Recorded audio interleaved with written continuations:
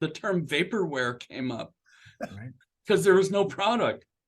Yeah. But there was a lot of companies that came out of that, right? Amazon, that came up in the .com boom. You advise them not to scratch their nose when the auction's going off? Because No. I went No. one time and I was like this, and the guy pointed to me. I'm like, no. No, I might tell them to do that just for my own entertainment. Welcome to the Sensei Playbook, the ultimate how-to podcast for growing and amplifying your brand within the digital world's 3-second landscape. Join Bill Courtwright and Chris Snellgrove as they discuss the right tools and strategies for building the best online marketing strategy for your business. Tune into leading business leaders who share information and impart inspiration on providing smooth customer experience and successfully scaling your venture. This is your chance to achieve rapid growth in the highly competitive online market. Let's get this episode started with your hosts, Bill and Chris.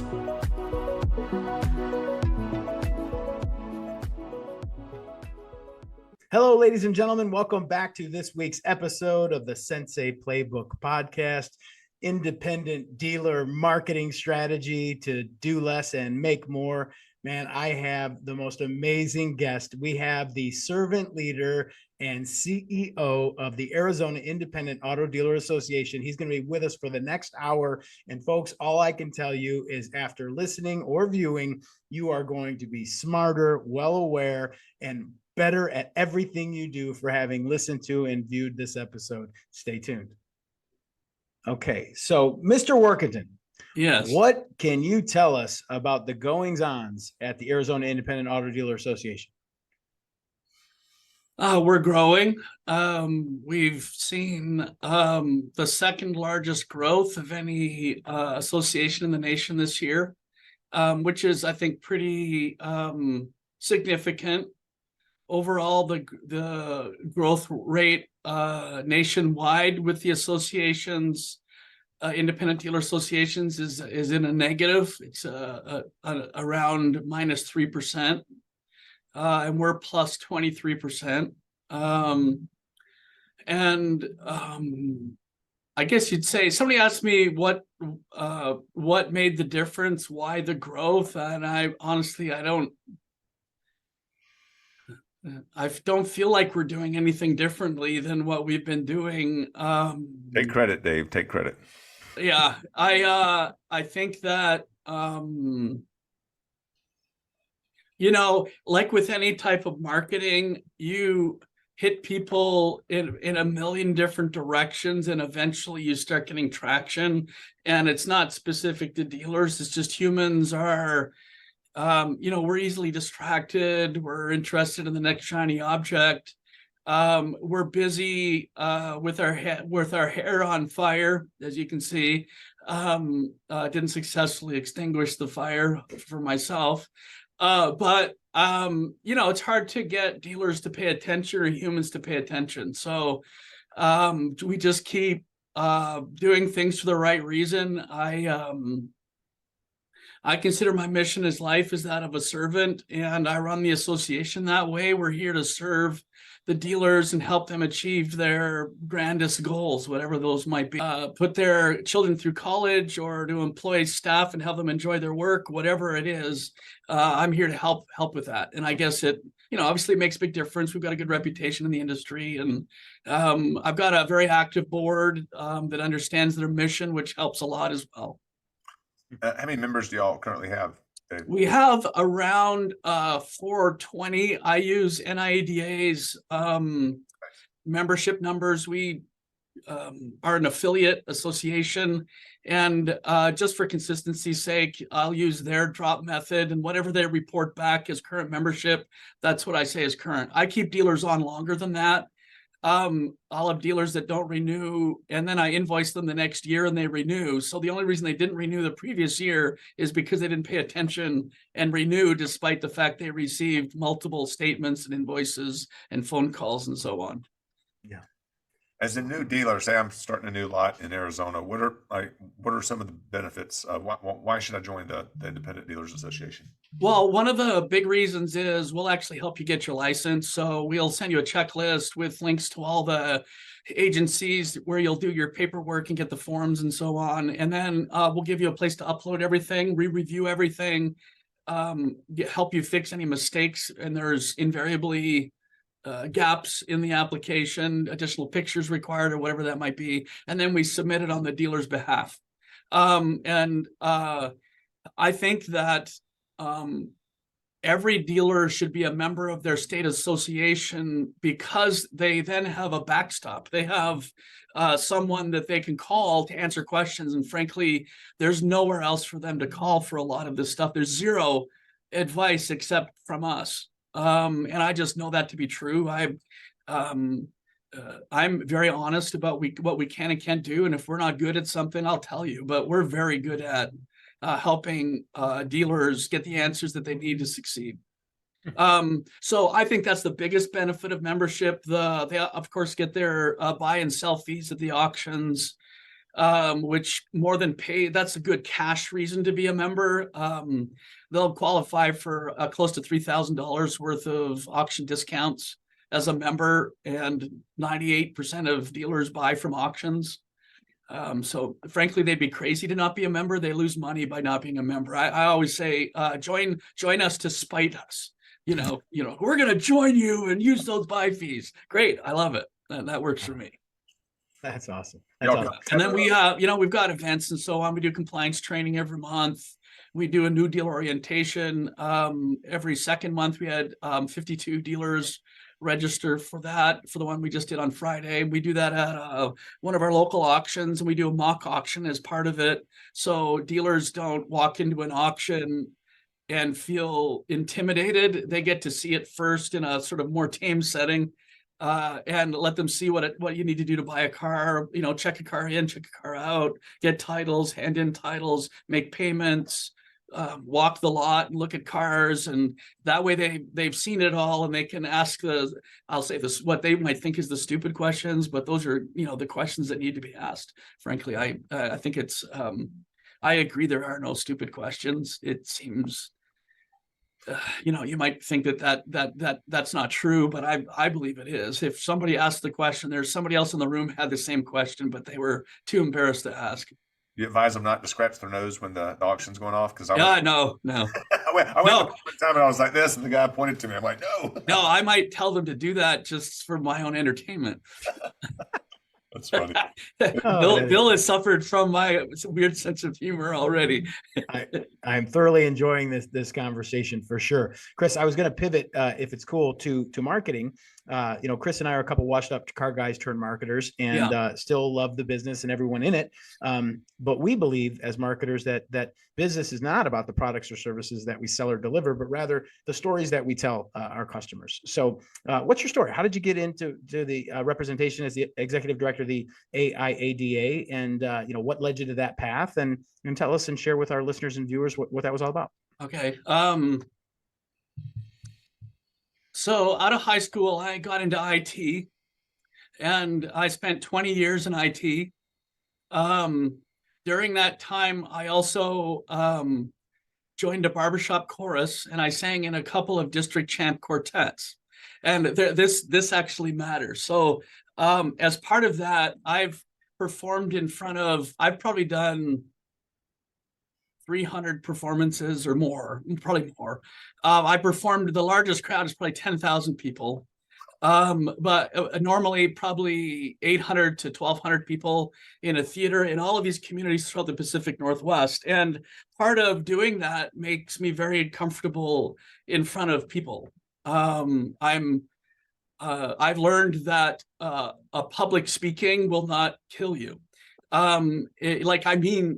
Because I think fight or flight, there's this instinct that people have. They might not recognize it, but they're pretty sure they're going to die by speaking in front of people. And that's where the nervousness comes from. I just don't have any nervousness. And it makes me very good at association management, which I've been doing for 22 years now.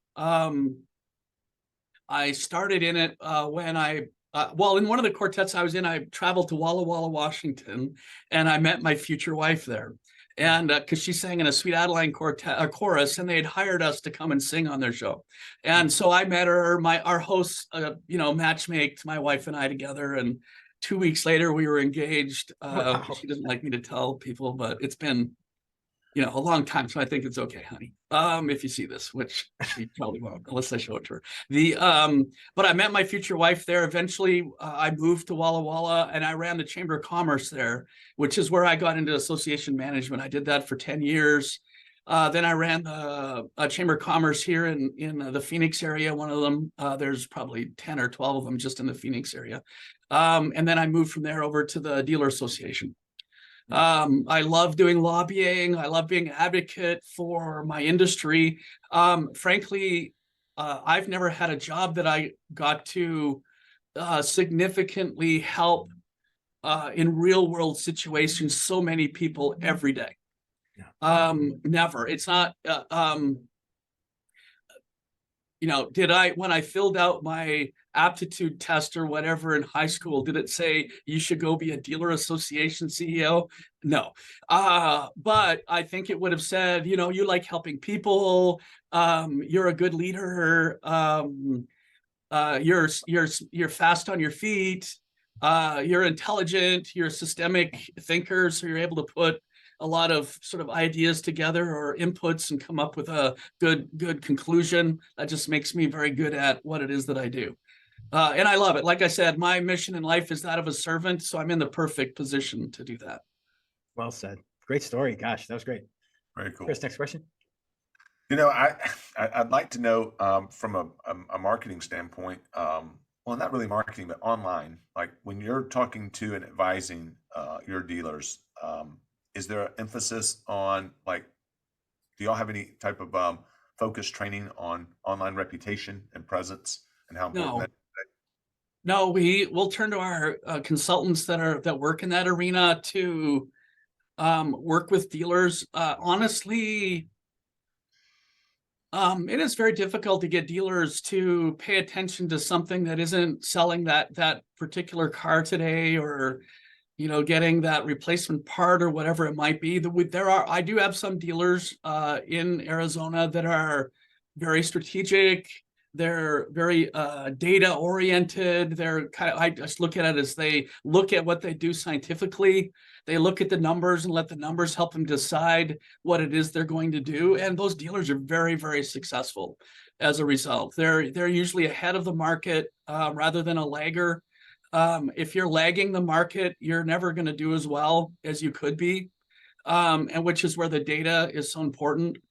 When you're talking about reputation management, that's a pretty advanced skill, an advanced idea that, what does that have to do with buying and selling cars today?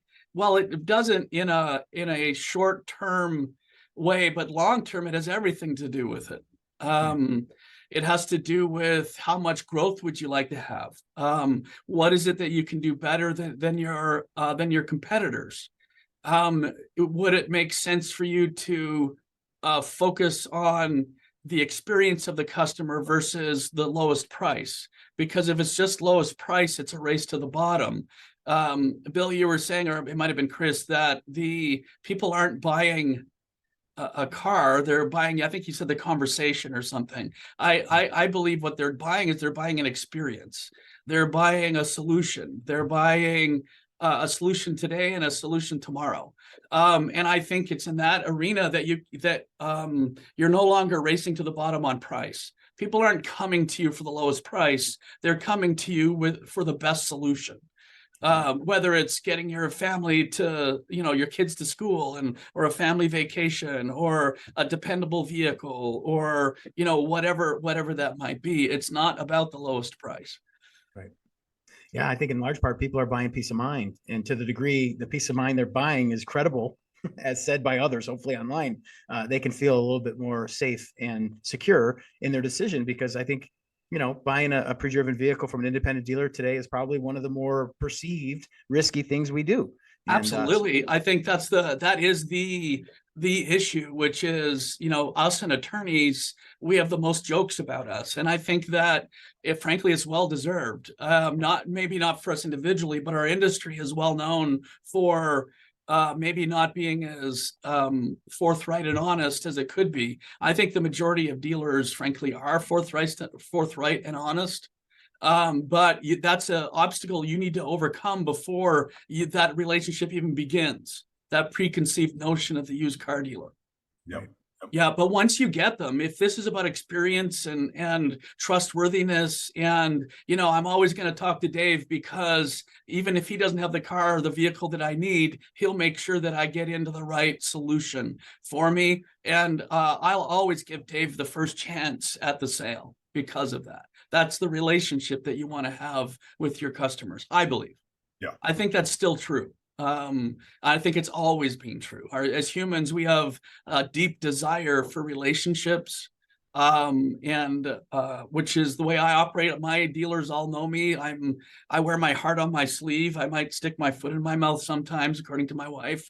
I don't agree with her. I think everybody loves me to death, but well, the best dealers in the business, Dave, they don't try to sell that person that walks on their lot a car. They try to sell everyone that person knows a car, their family, their friends, and that's really selling. And the best form of marketing is word of mouth. Yeah. And so that's if I look at, there's like in where I live in Chandler, it's a suburb, or no, I wouldn't call it a suburb. It's another city next to Phoenix. There's a group called Living Chandler, and it's a Facebook group, and there's over 40,000 people on it. Wow. And when I look at the comments of people, like someone will say, I need a recommendation for X, like maybe a vehicle or sod or whatever. And you'll see the comments, that none of the comments are ever best, lowest price. Right. They're quick and dirty or whatever. No, it's always, they are such good people. They will really take care of you. They really paid attention to our needs. And every comment is that.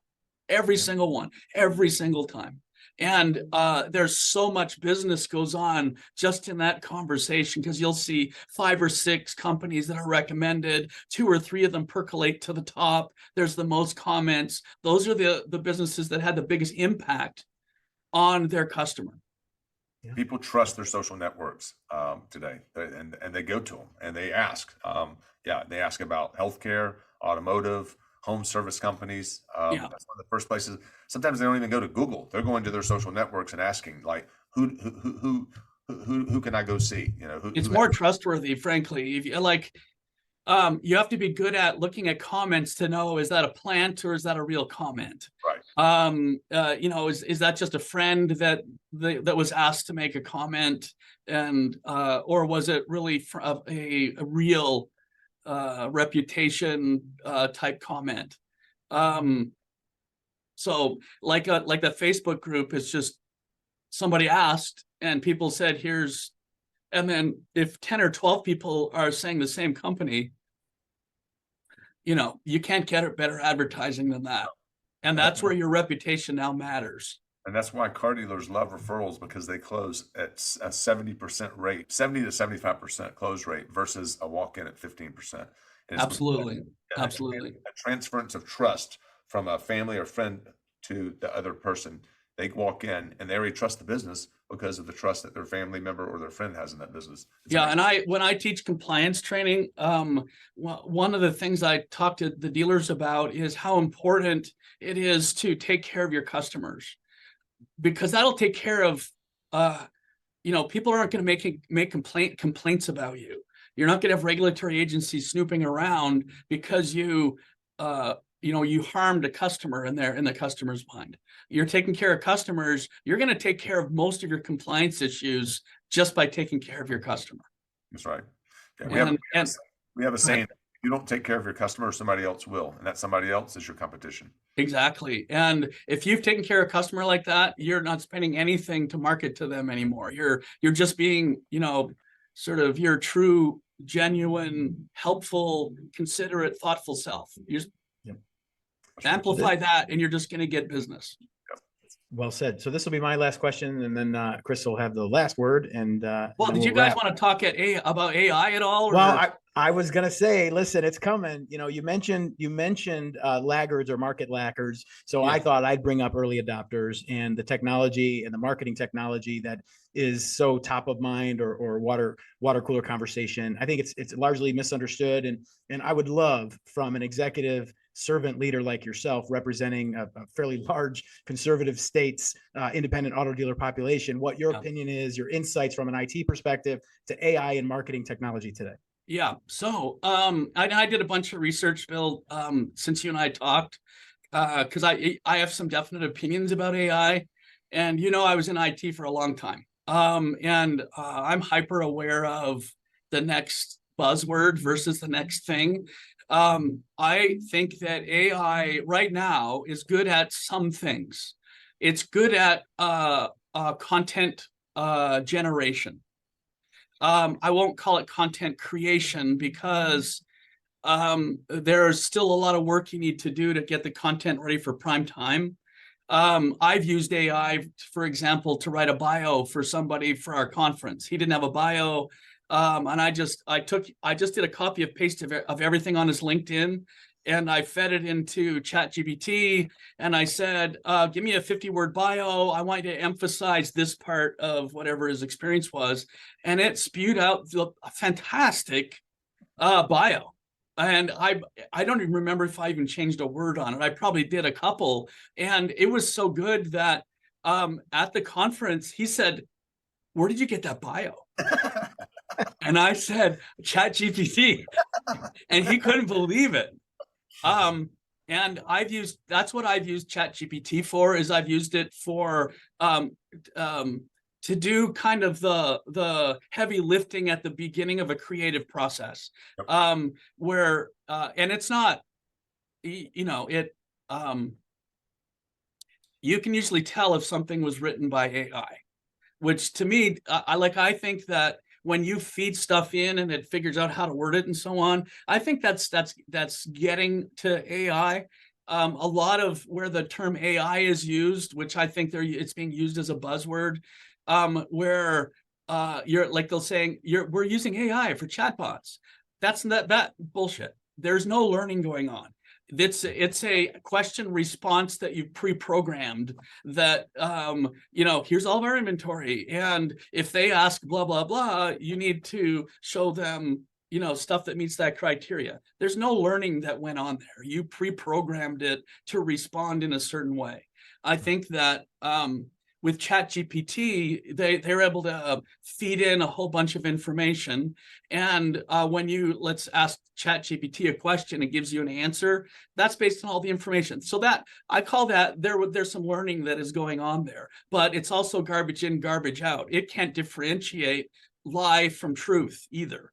And so if you just feed in a bunch of garbage, it won't. It doesn't have enough presence of mind to be able to say, well, that's garbage. That's not, which is the problem as well. So I would caution dealers about trying to use AI to replace the human experience. Like we just talked a long time about relationship building. AI does not build a relationship. There's no and so if you're using it to just save on labor cost, I think you're doing it for the wrong reason. I would use AI as a productivity tool to help your employees and yourself be more productive, and maybe allow you to focus more on the things that make the biggest difference for your dealership, and use AI instead to do the blocking and tackling. The repetitive stuff that doesn't really generate revenue, but it just has to be done for your dealership to operate. Yeah, and you make a good point, which is there's AI, which we can argue whether or not it's really AI or not. And then there's marketing automation, which is what most people that we're familiar with are using, and they're calling it AI. And to your point, AI is reminding me of what blockchain was 5 years ago. If you just threw blockchain in your startup, you had private equity knocking down your door because it was buzzed and it was like, oh, it's got to be the real deal. I had a business in the .com arena that went belly up. Okay, I remember that, where all you had is it was the new economy. Do you remember that? You don't actually have to have an actual product, and they'll be banging down your doors, investors. Do you remember that? Oh, yeah. And at the time, I'm like, what the hell? It's not a new economy. Like, it's vapor. And that's where the term vaporware came up, Right. because there was no product. Yeah. But there was a lot of companies that came out of that, right? Amazon, that came up in the .com boom. Google, Yahoo, what are big online companies? I mean, you named a few. You named quite a few. Yelp I mean, was Amazon there. obviously is the big gorilla that came up during the .com era and really showed what .com can do. Well, Chris and I remember when Brian Gumbel asked Katie Kirk what the internet was. Yeah, That's how old we are. yeah. So I'm 60, and I started in computer operations. So I was in the big mainframe room, and programs ran on the computer by feeding in punch cards to a punch card reader. There was no storage device. Programs weren't stored digitally. They were on stacks of punch cards. Yeah. That's wild. The first modem had a handheld receiver that you literally hung up on it. Exactly. And you think of kids these days, like they have they wouldn't even guess what it was like when we were their age. No. Yeah. Rotary phones. Yeah. So now I did this podcast for you guys. You've got content. I would like to be a lot better at marketing for our association. We have a Facebook page. We have a LinkedIn. I use Zoho campaign for eBlasts. Zoho's also got a social media management thing where I can push stuff out. But I think that I'm not good at it. How many actual independent dealers are there in the state of Arizona? There's 2,200 used car dealers. There's 1,100 wholesale dealers, 800 new car dealers. But your universe is like, you got 2,200 dealers, and you've captured roughly a quarter of them, right? Yeah, it'd be, if you include wholesale dealers, less. And there's tons of room for growth. Okay. And for us, I think it's a messaging and attention deficit challenge. Because the value proposition is so high. It's not value, it's either perceived value or lack of any perception whatsoever about the association and why you should be a member. Do y'all have a Google listing? We do. I'm looking up. Okay, there it is. Okay. Gotcha. While Chris is doing that, let me just ask you this. What is your definition of marketing? Well, so I look at it holistically. So one part of marketing is messaging, branding, culture, and then there's advertising, which is how you get all of that in front of people, whether it be social media or print or e-blasts or word of mouth or face-to-face. Did I miss anything? No, we don't do radio or television. We don't do Facebook advertising or any social. We don't do any paid advertising. I every once in a while I'll buy some impressions on Facebook, whatever that's called, where you can buy the Facebook ads. I'll do that every once in a while for an event or something. Promoting post, boosting post. Yeah, I'll boost something every once in a while. But do I know what my return on investment is? Do I know if that's a good use of my marketing dollars? And I don't spend a ton on marketing. Like I said, I'm not good at it. I think you are. I think you are. I just think, okay. I think your definition of it, I'd like to offer maybe some additional context to your definition while Chris is preparing his recommendations. But, the definition of marketing I love, you reminded me of it when you talked about the lobbying and the advocacy and the servant leadership.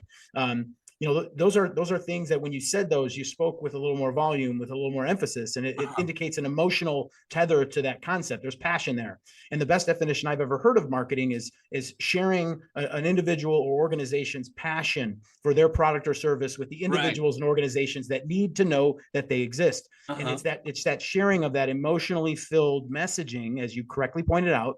And the last thing I'll tell you is give, ask. It's give until they ask. It's servant leadership personified online. I love that definition. Provide your people or people who need to know that the AIADA exists in the worthy work that they do.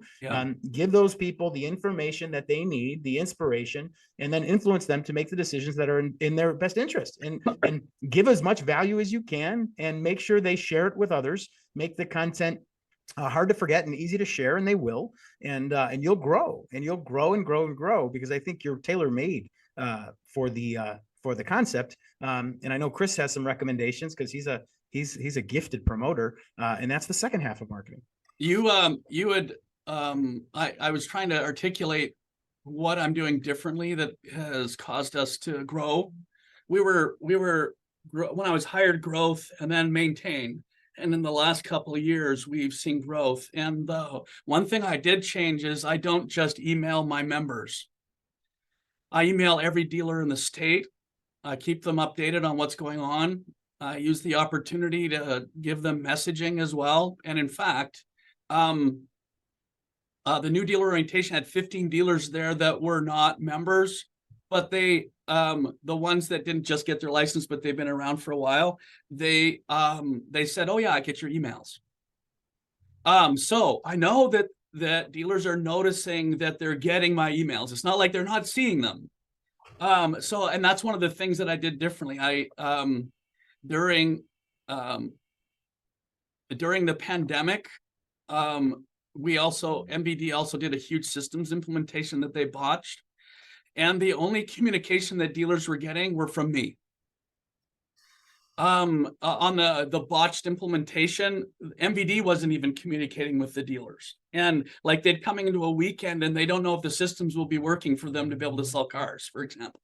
And during that and the pandemic, I realized that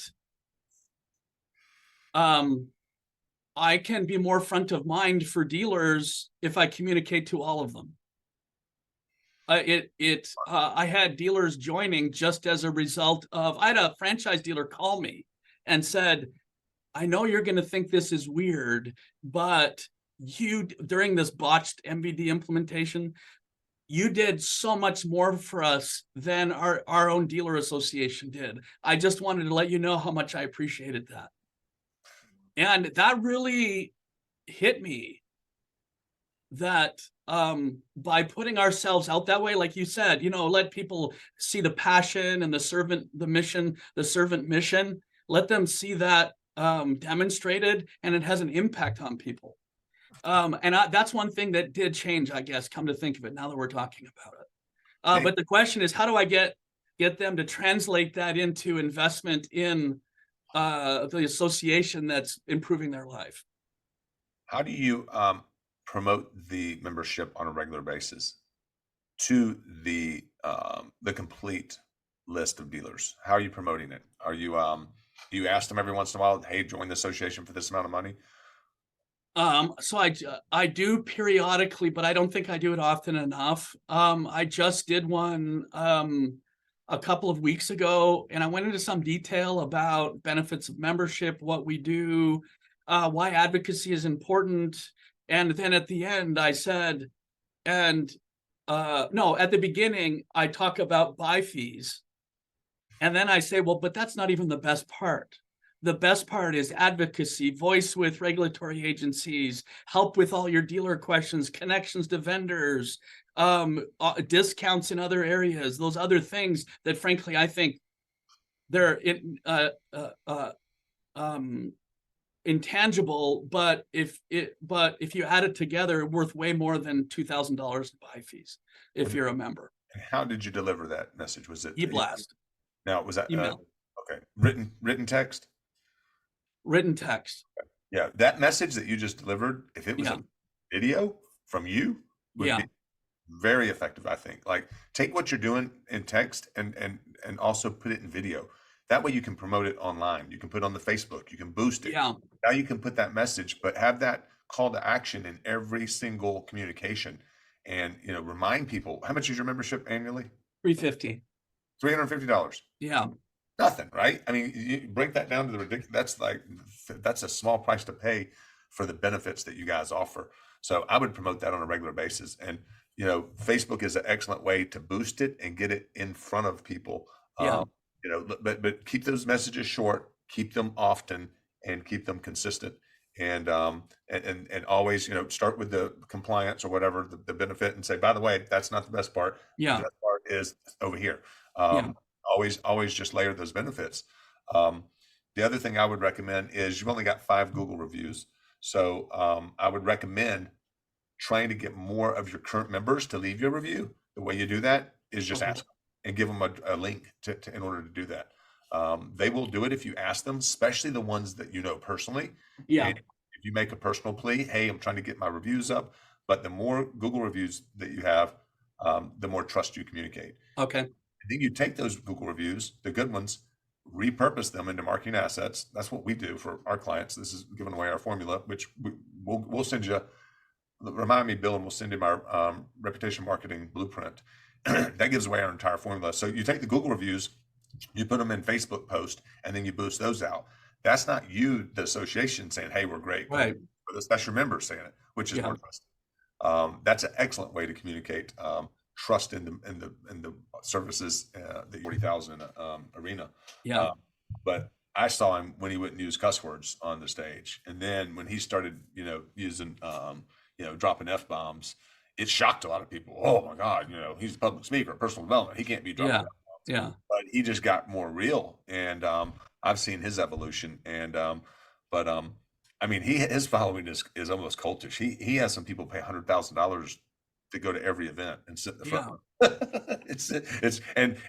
It's wild, because if he told like half that audience to go outside, they're chanting mantras. Yeah.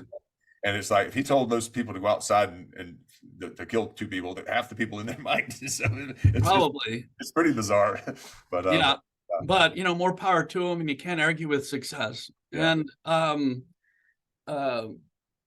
Andy Elliott, he's built a very successful business doing what he does. Yeah. Yeah. So, well, Dave, we can't wrap without talking about the Arizona Diamondbacks. What an amazing story. I think I mentioned earlier, I typically don't watch the playoffs if the Braves don't advance, but I did. And I was rooting against the Phillies. I didn't care who was playing them. I just wanted to see them get beat. But that was pretty exciting to see that happen. My board president was there. Wow. Yeah. And that's who just called. He called me just before we started, and I need to call him back because I want to find out what it was like once the last pitch was thrown. It was a quiet stadium. That's what I know. It was like they were leaving. They were not happy. Yeah. But very awesome. Yeah. I know I won't be able to afford to go watch them in the World Series. Yeah. Well, it's exciting. On behalf of the entire team here at Reputation Sensei, Chris Snellgrove, and myself, Bill Courtwright, we would like to express our sincere gratitude for all the gracious wisdom and information that Dave has shared. Thank you very much. You'll be able to find this everywhere you see podcasts, and YouTube will have it as well. And we'll make sure that we send this package to you to distribute to the awesome folks at the Arizona Independent Auto Dealer Association. Thanks for being here. Thanks, Bill. Thank you. Thanks, Chris. Appreciate it. Appreciate your time. And I enjoyed the conversation. Okay.